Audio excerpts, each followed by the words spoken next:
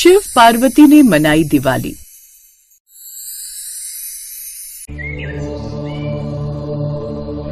पार्वती जी महल के आंगन में बैठी थी। चारों ओर कमल के फूल और सुनहरे दिए रखे थे, पर उनके चेहरे पर मुस्कान नहीं थी। देवी पार्वती को दिवाली की चमक पर यूं उदास देखकर नंदी उनके पास गए और बोले, माँ, आज तो दिवाली है, आप ऐसे उदास क्यों हैं? फिर माँ पार्वती ने लंबी सांस ली। नंदी, जब मन ही बुझा हो तो दियों की क्या रोशनी। हर साल दीपावली पर मैं चाहती हूँ कि भोलेनाथ खुद मेरे हाथों से दीप जलाएं, पर इस बार वो ध्यान में है और मैंने उनसे वचन लिया था कि जब तक वे खुद आएंगे नहीं, मैं दिया नहीं जलाऊंगी। ये सुनकर नंदी चुप हो गए। तभी गणेश जी अंदर आए। उनके दोनों हाथों में मोदक थे। वाह माँ, आपने तो कितने स्वादिष्ट लड्डू बनाए हैं, मजा आ गया। तब से मैं 25-30 खा चुका हूँ और 20-30 अभी और खाने हैं। गणेश जी ने देखा कि वहाँ खड़े सभी गण मुस्कुरा रहे थे, लेकिन माँ पार्वती अभी भी उनकी बात से नहीं मुस्कुराई। फिर गणेश जी ने उनसे पूछा, माँ, आज तो सब जगह खुशी है, स्वर्ग में भी उत्सव है। आप तो अन्नपूर्णा है, सबके घरों में आज दीपक आपके नाम से जल रहे हैं, फिर आप क्यों नाराज हैं? बेटा, माँ के लिए सबसे बड़ा दीप तो अपने परिवार की हंसी होता है। अगर भोले यहाँ नहीं तो ये उजाला अधूरा है। आप चिंतित न होइए माताश्री, हम पिताश्री को अवश्य लेकर आएंगे। तभी वहाँ नारद जी भी आए। उन्होंने उनकी सारी बातें सुन ली थी। उनसे माता पार्वती का दुख देखा नहीं गया। नारायण नारायण, आप दुखी ना हो, हम प्रभु के पास जाकर उन्हें यहाँ लेकर आते हैं, हमें आज्ञा दीजिए। ऐसा कहकर नारद महादेव की ओर चले। कैलाश की एक ऊंची गुफा में शिव योग में लीन थे। चारों ओर शांत वातावरण था, बस हिमालय की हवा और मंत्रों की ध्वनि गूंज रही थी। तभी अचानक उनके सामने नारद जी प्रकट हुए। नारायण नारायण, भोलेनाथ हमें क्षमा करें, आप ध्यान में हैं और हम आपका ध्यान भटका रहे हैं। लेकिन दिवाली का पर्व है, देवलोक में सभी ओर इधर उधर माता पार्वती उदास बैठी हैं। क्यों वो दिवाली आपके साथ मनाना चाहती हैं? माता पार्वती के दुखी होने की बात सुनते ही शिव जी ने धीरे से नेत्र खोले और शांत स्वभाव से बोले, नारद, उदासी तो जीवन का स्वभाव है, पर क्यों, आज तो दीपोत्सव है। यही तो बात है महादेव, आज का दिन तो आपके परिवार के प्रेम का प्रतीक है। कहते हैं जब आपने पार्वती जी के साथ पहली बार मिलन किया था, उस दिन भी चारों दिशाओं में दीप जले थे। आज वही दिवस है और आप यहाँ मौन साधे बैठे हैं। शिव जी के मुख पर हल्की मुस्कान आई। नारद, कभी कभी प्रेम की परीक्षा दूरी से होती है। पार्वती मुझसे नाराज है, लेकिन यही रुष्टि तो हमारे संबंध की शक्ति है। महादेव, प्रेम का सौंदर्य तभी है जब वो मिलन में झलके। जाइए, माता के पास चलिए, वो आपका इंतजार कर रही हैं। दिवाली तभी पूरी होगी जब कैलाश पर भी दीप जलेंगे। ठीक है नारद, आज कैलाश पर प्रेम का दीप जलेगा। उधर गणेश और नंदी साथ ही सभी शिवगण पूरे कैलाश को सुंदर सुंदर मालाओं और आम की पत्तियों से सजा रहे थे। साथ ही पूरे कैलाश पर दिए भी सजा रहे थे, लेकिन माता पार्वती तो जैसे एक कोने में उदास बैठी हुई थी। तभी कुछ देर बाद नारद शिव जी को लेकर कैलाश पहुंच गए। महल के बाहर अचानक हवा बदल गई। माँ, ये कैसी दिव्य सुगंध है, ये तो जैसे पिताश्री आ रहे हैं ऐसा प्रतीत होता है। तभी नंदी ने आकाश की ओर देखा। सत्य कहा आपने, मेरे भोलेनाथ आ रहे हैं। सभी ने ऊपर की ओर देखा। तभी अचानक आकाश में बिजली चमकी, डमरू की ध्वनि गूंजी। डम डम डमरू बाजे, हो डमरू बाजे, महाकाल नाचे, हो डम डम डमरू बाजे। तभी शिव प्रकट हुए, गले में सर्प, जटाओं से गंगा झड़ती हुई। ये देख सभी खुश हो गए, लेकिन रूठी हुई माँ पार्वती ने उनको अनदेखा किया। चेहरे पर रूखापन था। देवी, आज तो सब लोगों में दीप जल रहे हैं, पर यहाँ अंधकार क्यों? आपको परवाह होती तो पहले आ जाते। मैं तो सोच रही थी कि इस बार दिवाली अकेले मना लूं। शिव जी ने मजाकिया लहजे में कहा। अकेले? आप तो शक्ति हैं। बिना शिव के शक्ति अधूरी और बिना शक्ति के शिव शून्य। क्या आप चाहेंगी कि कैलाश शून्य हो जाए? फिर भी हर बार आप देर से ही आते हैं, मुझे खुद दीप सजाने पड़ते हैं। तो आज मैं सजाऊंगा, आप सिर्फ देखती रहिए। इसके बाद शिव जी ने त्रिशूल से हिमखंड पर एक निशान खींचा। जहाँ निशान गया वहाँ से अग्नि के छोटे छोटे दीप जल उठे। पूरा कैलाश अब बेहद ही खूबसूरत लग रहा था। वाह पिताजी, आप तो जादूगर निकले। अब आएगा दिवाली का असली मजा, जब हम ढेर सारे पटाखे एक साथ जलाएंगे। ये जादू नहीं, प्रेम है बेटा। जब मन में प्रकाश होता है तो पत्थर भी दीप बन जाते हैं। तो क्या आप मेरा मन भी जला देंगे? नहीं देवी, मन नहीं जलाया जाता, मन को उजाला दिया जाता है। महादेव ने एक छोटा सा दीप उठाया और माता पार्वती के हाथों में रख दिया। ये दीप हमारे प्रेम का प्रतीक है। इसमें राग नहीं, त्याग की लौ है। जब तक ये जलता रहेगा हम कभी अलग नहीं होंगे। ये सुनकर माँ पार्वती की आंखें नम हो गई। भोले, आप हमेशा ऐसा क्यों बोलते हैं कि क्रोध भी पिघल जाए? क्योंकि मैं भस्मेश्वर हूँ। जो भी मेरे पास आता है उसका क्रोध भस्म हो जाता है। पिताश्री, माँ ने आज ढेरों पकवान भी बनाए हैं, क्योंकि कहीं ना कहीं वो जानती थी कि आप आज जरूर आएंगे। उसके बाद साथ में दिवाली का त्योहार मनाएंगे। तभी विष्णु जी और लक्ष्मी जी भी उनको दिवाली की बधाई देने आए। आपको दिवाली मुबारक हो देवी पार्वती। देवी लक्ष्मी, एकदम सही समय पर आई हैं आप। आपको भी दिवाली की ढेरों शुभकामनाएं। फिर विष्णु जी और शिव जी भी आपस में गले मिले। इसके बाद उन सभी ने साथ में बैठकर पकवान खाए। कैलाश पर्वत पर सुनहरी आभा फैल गई। देवता पुष्प वर्षा करने लगे। माता पार्वती ने कहा, भोले, आज से मैं व्रत रखूंगी कि जो भी दंपति इस दिन प्रेम से दीप जलाएगा उनके जीवन में कभी अंधकार नहीं रहेगा।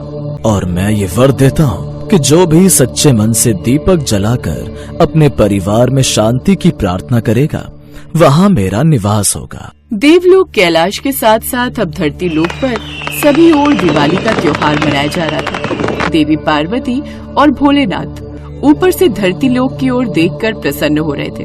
तभी उनकी नजर पृथ्वी लोक में एक गरीब स्त्री पर पड़ी जो अपने घर में मिट्टी का दिया जलाने की कोशिश कर रही थी, पर तेल खत्म हो गया था। हे माता पार्वती, आज दीपावली है पर मेरे घर में अंधेरा है। कैलाश से पार्वती ने मुस्कुराकर देखा। देवी, क्या सोच रही हैं? मैं उस स्त्री के घर जा रही हूँ। मैं भी आपके साथ चलूंगा देवी। फिर क्षण भर में वे उसके घर पहुँच गए। माता को अपने समक्ष देख वो स्त्री चौंक गई।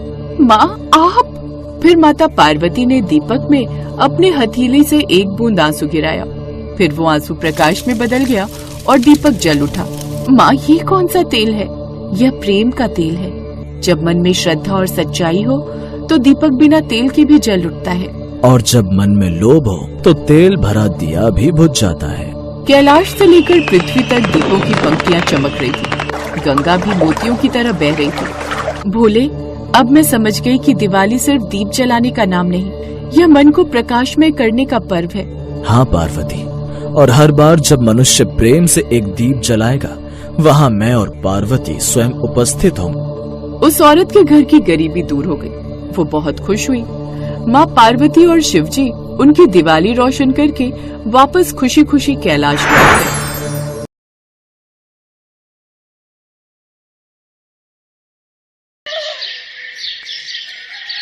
किशन दिवाली की ढेर सारी शॉपिंग करके खुशी खुशी घर जा रहा था। उसने अपनी कार सड़क के उस पार खड़ी की हुई थी। उसके हाथ में सामान के थैले थे। अचानक किशन के हाथ से एक थैला जमीन पर गिर जाता है। जैसे ही किशन उसे संभालने लगता है, एक ट्रक से उसे भारी टक्कर लगती है और वो उछलकर दूर गिरता है। ट्रक वाला वहां से भाग जाता है। किशन लहूलुहान पड़ा था। किशन की आत्मा यमलोक पहुंचती है। पूरा यमलोक दीप मालाओं से सजा हुआ था। जगमग दीप जल रहे थे। फूलों की साज सज्जा हो रही थी। यमलोक जहां हमेशा अंधकार रहता था, वह यमलोक भी दिवाली की साज सजावट से जगमगा रहा था। तभी एक बूढ़ी आत्मा किशन से बोली, दिवाली की बहुत बहुत शुभकामनाएं बेटा। लगता है यमलोक में नए आए हो। मैं कुछ समझ नहीं पा रहा हूँ काका, मैं कहाँ गया हूँ? बेटा, तुम मृत्यु लोक में आए हो। ये यमलोक है। यहाँ मृत्यु के पश्चात आते हैं। इसका मतलब मैं मर चुका हूँ, मैं एक आत्मा बन गया हूँ। ऐसा कैसे हो सकता है? मेरे तो पत्नी, बच्चे, माँ सब दिवाली के त्योहार के लिए मेरी राह देख रहे हैं। आज छोटी दिवाली है, राधा मेरा इंतजार कर रही होगी। मुन्नी और बंटी भी अपने पटाखों के लिए मेरी राह देख रहे होंगे। मैंने मुन्नी और बंटी से वादा किया था कि मैं उनके लिए आज फुलझड़ी लेकर आऊंगा। अगर वो मेरे मरने की खबर सुनेंगे, नहीं नहीं, ऐसा नहीं हो सकता। किशन अभी मन ही मन अपने आप से बात कर ही रहा था कि तभी एक भारी आवाज उसे सुनाई देती है। चित्रगुप्त, आज दिवाली का त्योहार है। धरती लोक पर दिवाली का त्योहार धूमधाम से मनाया जा रहा है। इसीलिए हमने भी यमलोक में दिवाली मनाने के बारे में सोचकर सही किया। हाँ महाराज, आपने ये बहुत उत्तम कार्य किया। आपको पता है, सभी आत्माएं दिवाली की तैयारी जोर शोर से कर रही हैं। सभी के लिए अच्छे अच्छे पकवान भी बनाए जा रहे हैं। वो देखिए, सब आत्माएं आपस में मिलकर दिवाली के दीपक जला रही हैं, दीप मालाएं सजा रही हैं। कितना सुंदर नजारा है। बिल्कुल, इसीलिए मैं चाहता हूँ आज यमलोक में रहने वाली हर आत्मा खुशी से दिवाली का त्योहार मनाए। आज हम सबकी इच्छा पूरी करेंगे। आज दिवाली के दिन हम बहुत प्रसन्न हैं। यमराज जी, अगर आप सबकी इच्छा पूरी करेंगे तो मुझे वापस पृथ्वीलोक पर भेज दीजिए। मैं मरना नहीं चाहता। मेरी पत्नी और मेरे बच्चे, मेरी बूढ़ी माँ घर पर मेरा इंतजार कर रहे हैं। मुझे जीवन दान दे दीजिए यमराज जी। ये कौन है चित्रगुप्त जो हमसे ऐसी मांग कर रहा है जिसे पूरी करना हमारे वश में नहीं है? महाराज, ये किशन है। अभी थोड़ी देर पहले ही सड़क पर एक ट्रक से इसका एक्सीडेंट हुआ है, इसीलिए इसकी आत्मा यमलोक आ चुकी है या अकाल मृत्यु को प्राप्त हुआ है। तो इसमें इतनी हैरानी की बात क्या है? ये तो होना ही था। जब ये मृत्यु को प्राप्त हो चुका है तो इसकी आत्मा को यमपुरी आना ही था। नहीं, ऐसा नहीं हो सकता यमराज जी। अभी तो मुझे बहुत सारे काम करने हैं। कोई तो रास्ता होगा जिससे मैं अकाल मृत्यु को प्राप्त ना हो पाऊं। ऐसा मत करो यमराज जी, आज दिवाली का त्योहार है। आप भी तो यमलोक में दिवाली मना रहे हो, मुझे भी धरती लोक पर दिवाली मनानी है। मुझे वापस भेज दो। किशन अभी यमराज से वापस पृथ्वीलोक पर भेजने के लिए प्रार्थना कर ही रहा था कि तभी यमराज जी के कानों में किसी की आवाज पड़ती है। ये कौन है जो मेरी पूजा कर रहा है और मेरे नाम का दीपक जलाकर अपने परिवार के लिए प्रार्थना कर रहा है? महाराज, आज छोटी दिवाली है, इसीलिए यम का दीपक जलाकर लोग आपसे अपने घर की सुख शांति के लिए प्रार्थना कर रहे हैं। वो जो देख रहे हैं वो कृष्ण की पत्नी राधा है। वो यम का दीपक जलाकर अपने पति के लिए लंबी आयु मांग रही है। यमराज जी देखते हैं कि कृष्ण की पत्नी राधा दीपक जलाकर यमराज जी से अपने पति की दीर्घायु के लिए प्रार्थना कर रही है। हे यमदेव, मैं आपके नाम का यह यम का दीपक जला रही हूँ। मेरे पति को सारी परेशानियों से दूर रखना, सदैव उन पर अपनी कृपा रखना, उनकी रक्षा करना भगवान। कहते हैं दिवाली की रात जो भी भक्त यह यम का दीपक जलाता है उसके घर में कभी भी अकाल मृत्यु नहीं होती। वह सभी संकटों से दूर रहता है। मैं अपने पति और अपने परिवार के लिए सुख शांति चाहती हूँ, इसीलिए मैं विश्वास के साथ यह दीपक जला रही हूँ कि आप मेरे पति और मेरे परिवार पर आने वाले हर संकट को टाल देंगे। जय यमदेव। यमराज जी जब राधा को प्रार्थना करके दीपक जलाते हुए देखते हैं तो उन्हें अपनी कही बात याद आ जाती है। चित्रगुप्त, मैं किशन को अकाल मृत्यु नहीं दे सकता। किशन अपने समय पर ही यमलोक आएगा, क्योंकि मेरे कहे अनुसार जिस घर में भी ये यम का दीपक जलाया जाता है उस घर में कोई भी अकाल मृत्यु को प्राप्त नहीं होता। और राधा ने ये दीपक जलाकर सच्चे हृदय से मेरे से प्रार्थना की है, इसलिए मुझे उसकी ये इच्छा पूरी करनी ही होगी। किशन, मैं तुम्हें वापस पृथ्वीलोक पर भेज रहा हूँ। सच महाराज, आपका बहुत बहुत धन्यवाद। आप नहीं जानते आपने मुझे कितनी बड़ी खुशी दी है। मेरे परिवार को बिखरने से बचा लिया है। किशन, ये सब तुम्हारी पत्नी के अच्छे कर्मों का ही फल है। वो बहुत संस्कारी है, वो तुमसे बहुत स्नेह करती है और तुम्हारी लंबी आयु के लिए ही उसने ये दीपक द्वार पर जलाए हैं, जिससे यमराज जी प्रसन्न हुए और तुम्हारी मृत्यु टल गई। चित्रगुप्त, आज पूरा यमलोक यम के दीपक की रोशनी से जगमगा रहा है। जाओ किशन, अपने घर जाओ, खुशियों भरी दिवाली मनाओ। यमदेव जी, आपकी जय हो। अच्छा चित्रगुप्त जी, आपका भी बहुत बहुत धन्यवाद। मैं चलता हूँ। पृथ्वीलोक पर अभी भी सड़क पर किशन का शरीर चोटिल अवस्था में पड़ा हुआ था। आसपास लोगों की भीड़ लग गई थी। तभी किशन के शरीर में प्राण वापस आ जाते हैं और वो आंखें खोल लेता है। अरे ये तो जिंदा है। हमें तो लगा था सिर पर चोट लगने के कारण तुम मर चुके हो भैया। मैं बिल्कुल ठीक हूँ। अरे जरा सी खरोंच ही तो है, ठीक हो जाएगी। आप सबका बहुत बहुत धन्यवाद जो आप मेरी मदद के लिए आए। चलो भैया चलो, लगता है भगवान के किसी चमत्कार से ये आदमी बिल्कुल ठीक हो गया है। अच्छा है, दिवाली के दिन कोई बला टल गई भैया।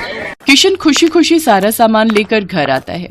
उसके माथे पर चोट देखकर राधा और उसकी सास घबरा जाते हैं। आपको ये चोट कैसे लगी? अरे कुछ नहीं, जरा सी खरोंच है। वो सामान लेकर दुकान से निकल रहा था, वहीं पर लग गई। चिंता मत करो, तुमने यम का दीपक जलाया है, मुझे कुछ नहीं होगा। आपको कैसे पता ये यम का दीपक है? अरे डायरेक्ट यमराज जी से मिलकर आ रहा हूँ। यमलोक में बहुत सुंदर दिवाली मनाई जा रही है, बिल्कुल पृथ्वीलोक की तरह। उन्होंने ही बताया है। जब देखो तब मजाक करता रहता है। पर मेरा बच्चा ऐसे ही हंसता खेलता खुश रहे। हे भगवान, मेरे परिवार को किसी की नजर ना लगे। मेरे बच्चे ऐसे ही खुशी खुशी अपने त्योहार मनाते रहें। किशन अपने पूरे परिवार के साथ मिलकर धूमधाम से दिवाली का त्योहार मनाता है। किशन आसमान की तरफ देखता है, उसे एक सुंदर सा दीपक रोशनी से टिमटिमाता हुआ नजर आता है। किशन समझ जाता है कि यमलोक में भी दिवाली मनाई जा रही है। किशन मुस्कुरा देता है और यमराज जी को धन्यवाद कहता है।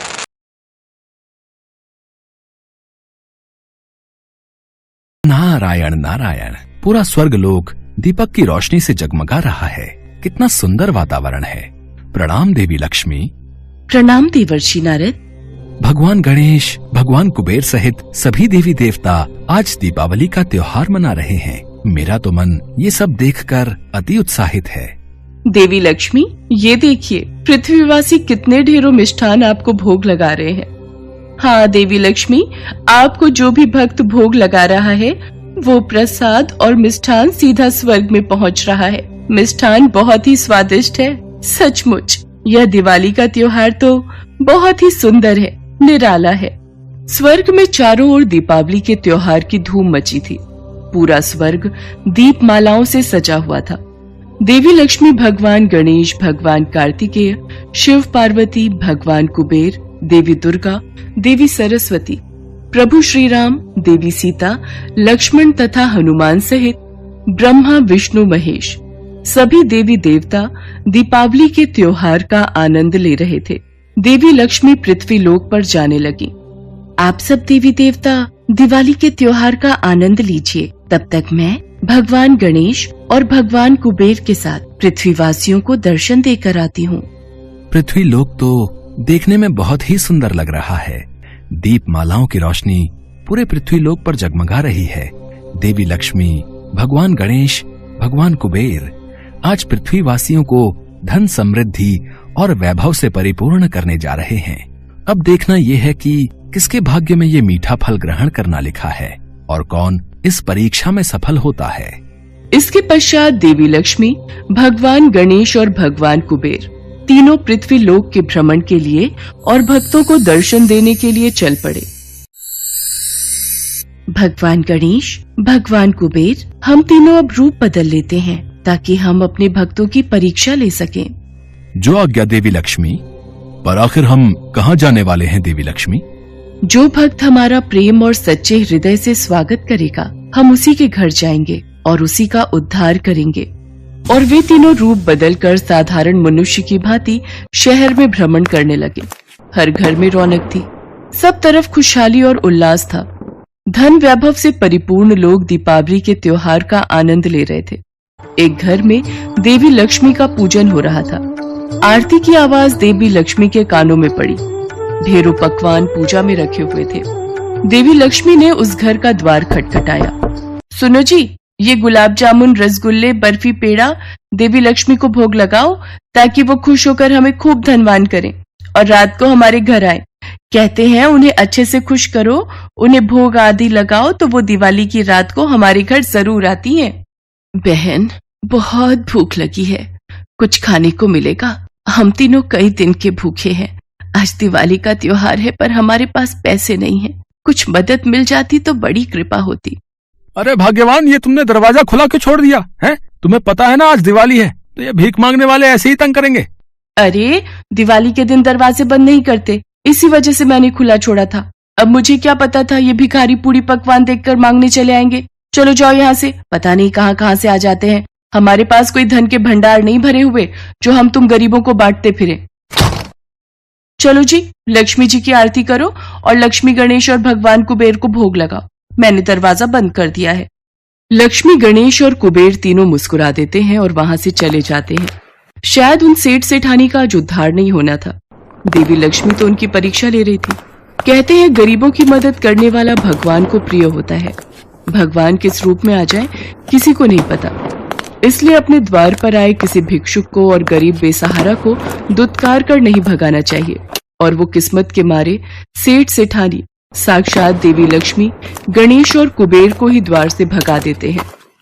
इसके पश्चात वे तीनों भ्रमण करते हुए चल रहे थे।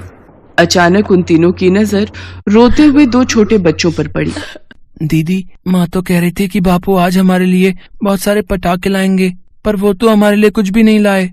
राजू भैया, बापू को बुखार है ना, इसलिए वो मजदूरी करने नहीं गए। माँ के पास पैसे नहीं है। तू रो मत। वो देख, सामने सब लोग पटाखे और फुलझड़ी जला रहे हैं। तू यहाँ बैठ कर देख, अच्छा लग रहा है ना?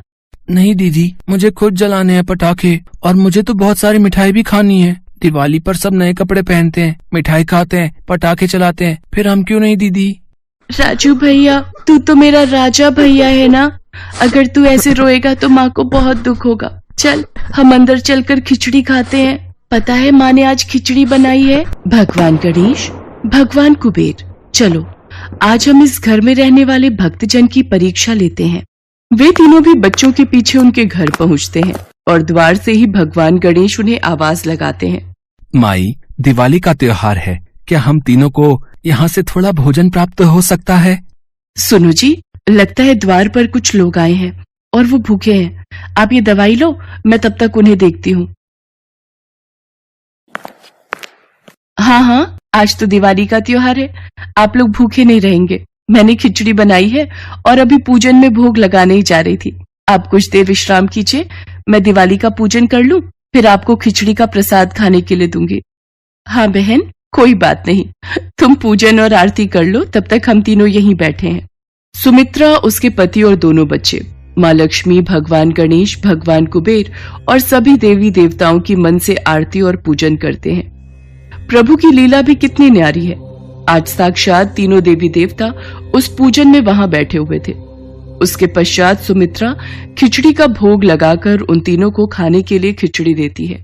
क्षमा करना अतिथि देव, आज प्रसाद में सिर्फ खिचड़ी ही भोग लगा पाई। क्या करूं, मेरे पति की तबीयत कुछ दिनों से ठीक नहीं है, इसलिए वो मजदूरी पर नहीं जा सके। मैं तो दिवाली पूजन में देवी देवताओं को लड्डू मिष्ठान का भोग भी नहीं लगा सकी। सुमित्रा की आंखें आंसुओं से भर जाती हैं। देखते ही देखते तीनों देवी देवता अपने रूप में आ जाते हैं। अपने सामने साक्षात देवी लक्ष्मी, भगवान गणेश और भगवान कुबेर को देखकर सुमित्रा और उसका पति चौंक जाते हैं। सुमित्रा, तुम ही तो चाहती थी कि आज हम तुम्हारे घर खिचड़ी का भोग खाने के लिए आए। देखो, तुम्हारा खिचड़ी का प्रसाद स्वर्ग में सभी देवी देवता प्रेम पूर्वक ग्रहण कर रहे हैं। और वास्तव में सुमित्रा का भोग लगाया खिचड़ी का प्रसाद स्वर्ग में सभी देवी देवता भी आनंद पूर्वक खा रहे थे। सुमित्रा, तुमने प्रेम पूर्वक हम तीनों का स्वागत किया है, इसलिए हम तुम्हारे घर से ऐसे नहीं लौटेंगे। उसी पल तीनों देवी देवताओं ने अपने हाथ आगे किए और उनके हाथों में से सोने के सिक्के गिरने प्रारंभ हो गए। देखते ही देखते सुमित्रा की झोली सोने के सिक्कों से भर गई। धन के भंडार भरने वाली देवी लक्ष्मी, रिद्धि सिद्धि के दाता, वैभव देने वाले गणेश और धन समृद्धि देने वाले कुबेर आज उस गरीब की कुटिया में खड़े थे। सुमित्रा की खुशी का ठिकाना नहीं रहता। अब उसके पास सब कुछ था। उसके परिवार की दिवाली खुशियों में बदल गई थी। स्वर्ग लोक के देवी देवता भी आज उन देवी देवताओं पर फूलों की वर्षा कर रहे थे।